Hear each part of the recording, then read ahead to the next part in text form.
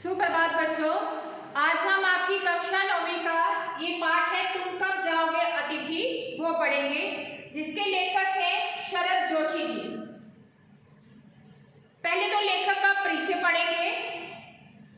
हिंदी के सुप्रसिद्ध व्यंग्यकार शरद जोशी का जन्म मध्य प्रदेश के उज्जैन शहर में 21 मई 1931 को हुआ था।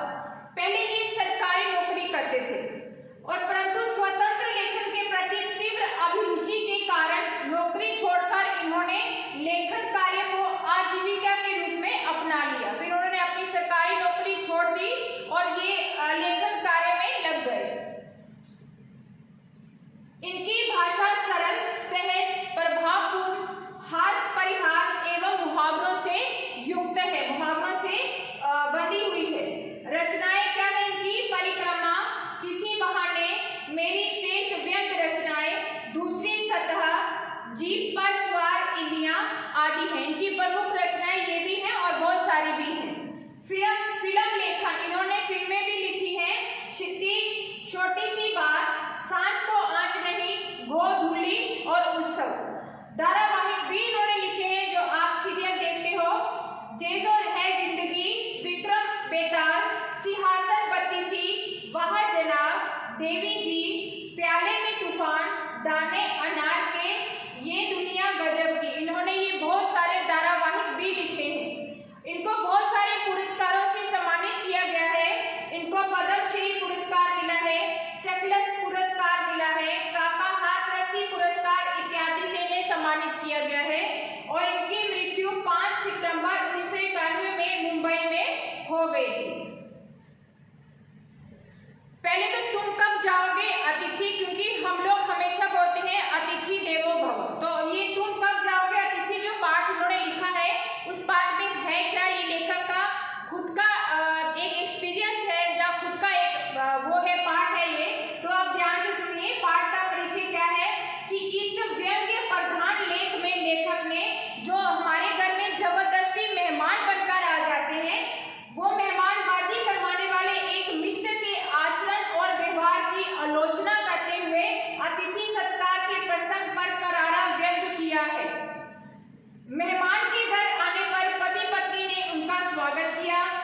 मेहमान 4 दिन रुकने के बाद भी जाने का नाम नहीं ले रहा था। लेखक के सद्भाव अपशब्द में बदलने लगे। पहले वो जितना उसके साथ लगाव से पेश आ रहे थे, नरमी से पेश आ रहे थे, वो क्या अपशब्द, वो अभी बुरे शब्द कहने पर भी वो उतारू हो गए। अतिथि अगर चाहते हो कि उनका स्वागत सम्मान भी देवता के समान हो, तो उन्हें भी अपनी सीमा का ज्ञान होना चाहिए। कि अगर अतिथि भी चाहते हो कि उनका आदर सम्मान, जैसे मैंने बोला अतिथि देवो भव, उनको एक भगवान का दर्जा दिया गया है, तो लेखक ने ये बताया कि अतिथि भी अगर चाहते हो कि उनका मान सम्मान भी कायम रहे, तो उनको भी अपनी सीमाओं का ज्ञान होना चाहिए। इस पाठ में बताया है मेहमान बनकर किसी पर बोझ नहीं बनना चाहिए। इस रचना के माध्यम से लेखक ने ये समझाने का हमें प्रयास किया है। आगे हम पाठ पढ़ेंगे। पहले तो पात्रों का सबूत, पात्र कौन कौन है, इसमें मुख्य कैरेक्टर क्या क्या है। लेखक खुद है शरद जोशी जी, लेखक की पत्नी है और अतिथि है, जो कि उनके घर में एक अतिथि मेहमान बनकर आते हैं।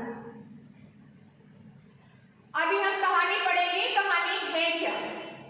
4 दिनों तक लगातार अतिथि सत्कार करते हुए लेखक और उनकी पत्नी परेशान हो गए थे। एक अतिथि उनके घर में आए तो उन्होंने 4 दिन तक उनका अच्छे से सत्कार किया, उनको अच्छे से भोजन खिलाए, सिनेमा दिखाया, सब कुछ किया, लेकिन वो जाने का नाम ही नहीं ले रहे थे। तो वो लेखक परेशान हो गए थे। कैलेंडर की तारीखें निरंतर बदलती जा रही थी कि जैसे जैसे दिन निरंतर लगातार बदलते जा रहे थे, ये तारीखें अपनी सीमा में नर्मदा से फड़फड़ाती रहती थी, परंतु अतिथि महोदय जाने का नाम ही नहीं लेते। लाखों मील की यात्रा पूरी करके एस्ट्रोनॉट्स भी चांद पर इतने समय नहीं रुके जितने लंबे समय तक ये अतिथि लेखक के घर पर ठहरे हुए थे।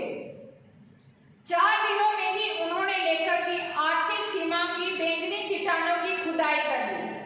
अब उन्हें अपने घर परिवार की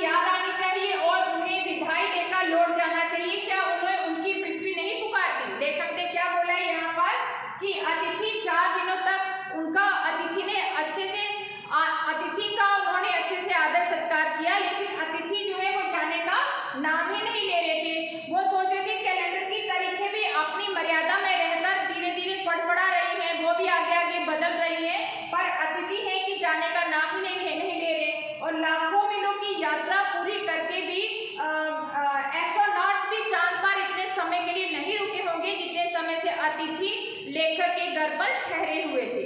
ये एक व्यंग्य कथा है, क्योंकि हमारे भारतीय समाज में अब भी अतिथियों को एक भगवान का दर्जा दिया जाता है, लेकिन ये लेखक ने एक हंसी वाली, एक व्यंग्य वाली कथा जो है वो वहां पर लिखी हुई है। अब इसी पेज से रिलेटेड, इसी पैरा से रिलेटेड कुछ प्रश्न है आपके। पहला है, अतिथि कितने दिनों से लेखक के घर पर रह रहा है? हमने क्या पढ़ा? अतिथि 4 दिनों से लेखक के घर पर रह रहा है। कैलेंडर की तारीखें किस तरह से फड़फड़ा रही हैं? हमने अभी पीछे पढ़ा, कैलेंडर की तारीखें नर्मदा से फड़फड़ा रही थी। क्या तुम्हें तुम्हारी पृथ्वी नहीं पुकारती से लेखक का क्या आशय है? क्या आशय था लेखक का कि वो यहीं पर टिके हुए हैं? क्या उन्हें अपने घर की याद नहीं आ रही? क्या उन्हें उनकी जो अपनी जिंदगी है, जहाँ उनको उनकी अपनी जिंदगी में लौट जाना चाहिए, अपने घर लौट जाना चाहिए, वो याद नहीं आ रही? मध्यम वर्गीय लोग अपने अतिथियों का स्वागत अपनी सीमा से बढ़ चढ़कर क्यों करते हैं? ये प्रश्न नंबर 14 है, जो आपको खुद ही लिखना है कि जो मिडिल क्लास लोग होते हैं, मध्यम वर्गीय लोग होते हैं, वो अपने अतिथियों का स्वागत अपनी सीमा से, अपनी हद से बढ़ चढ़कर क्यों करते हैं? आगे है आपका, उस दिन जब अतिथि आया तो लेखक का हृदय किसी अज्ञात आशंका से धड़क उठा था। अंदर ही अंदर लेखक का बटुआ काम गया था।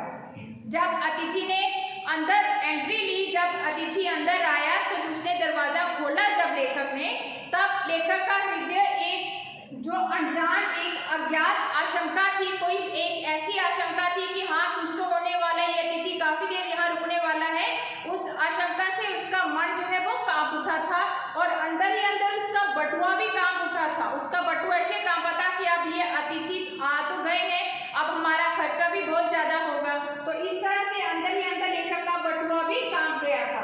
पर इसके बावजूद भी लेखक ने स्नेह भीगी मुस्कुराहट के साथ अतिथि के गले मिलकर उसका स्वागत किया।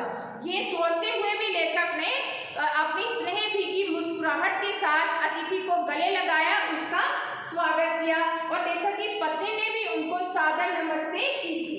और रात के जब हमारे घर में कोई मेहमान आता है तो हम पहले अच्छा 2, 3, 4 टाइप का खाना बनाते हैं, पकवान बनाते हैं। तो उसी तरह से लेखक ने भी क्या किया कि रात के भोजन को उन्होंने डिनर का भव्य रूप दिया। रात का भोजन जैसे एक बहुत बड़ा डिनर होता है, वैसे एक भव्य रूप दिया। 2 सब्जी बनाई, रायता बनाया, मीठा बनाया, अतिथि का इस तरह से उन्होंने स्वागत किया।